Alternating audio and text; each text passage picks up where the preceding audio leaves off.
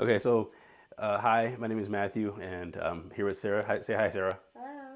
All right, so we have a garden, raised bed garden, and we started about 3 years ago, 4 years ago, and it started out with two raised beds to four raised beds, and we're gonna actually expand it to be even bigger. So we just kind of like, just for fun, wanted to take you through the day-to-day process of building a garden, maintaining the garden, and growing it throughout the summer. And we don't really know if you guys are gonna stick around and watch all the time, but we're just gonna do this for fun. So I just want to show you how we're planning first. And so, like I said, we're gonna expand our garden every before we start planting seeds. In January or so, we get our seeds or we have seeds from the previous year, and then we start recording when we're gonna plant our seeds because we start our seedlings downstairs, and I'll show you that in a minute.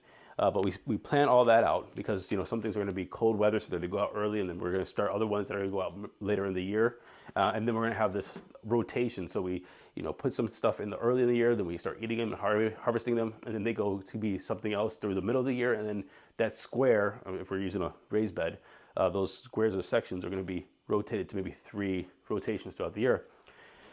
And so also what we're doing is we are planning, I don't know if you can see this. Can they see this?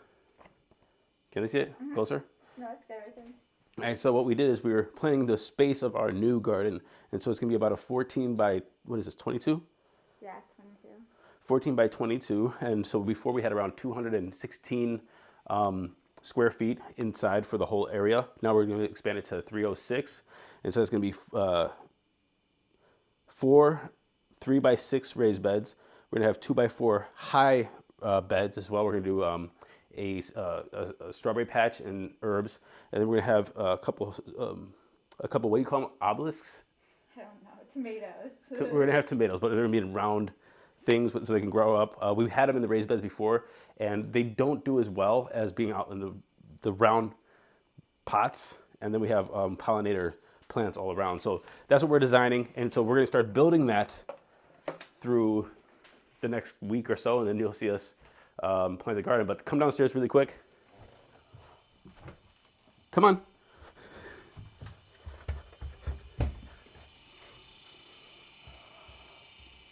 So down here is where we start our seeds. Obviously, nothing too impressive, but these are all of our early babies that we're going to start.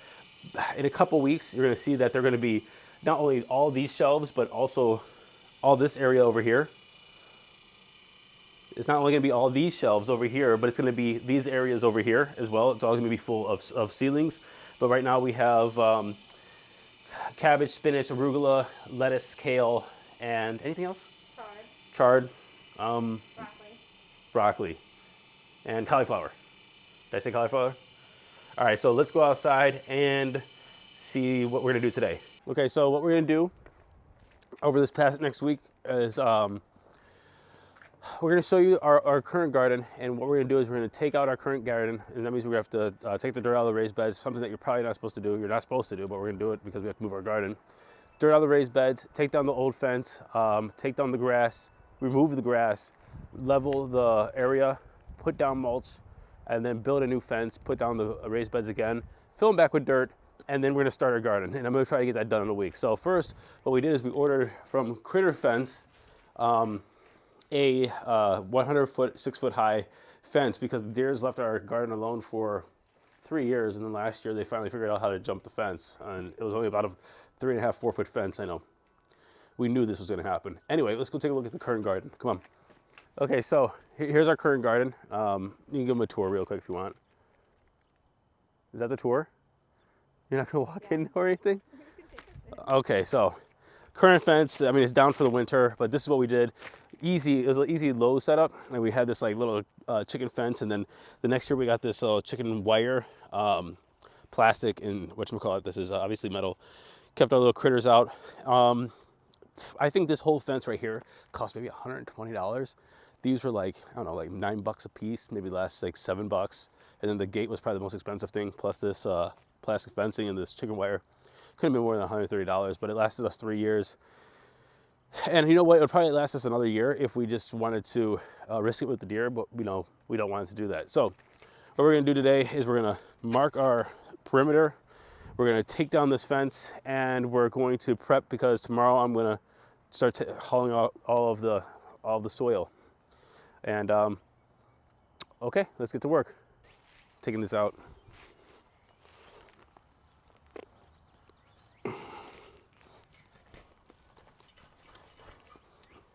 This is gonna be harder than I thought.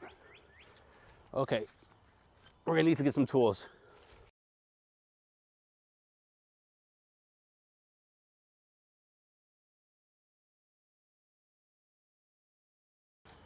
Okay, so the fence is down. Here, let me show you what we got. All right, so the fence is down. We got the supporting pieces, the gate. This was our chicken wire. Looks like a big old chicken wire tumbleweed. Here's our plastic fencing, tumbleweed. And now around we have this long grass. I mean, just take a look. This really took up a lot of the grass. The fencing grew into the ground and grass just grew around it, and I just had to brute force rip it up. I don't know if there was a better way to do it. If there was, I'm gonna learn some other time. Good thing is we're gonna be digging up all this grass, so now it's time to cut this grass down. Now the real question is this electric mower gonna be able to cut that high grass? Damn hippies with our electric, organic food mowers, electric cars, EV, everything.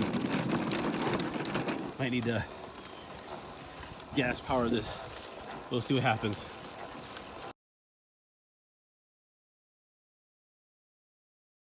All right, so we are done taking the fence off. As you saw, like I said, this is our big tumbleweed of fence.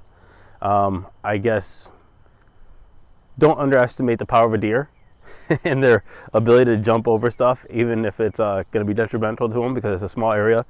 Again, what we had about 4-foot fences into a small area with uneven ground, and it kept them away from going in for about 3 years, and then apparently they got hungry enough to just say, screw it.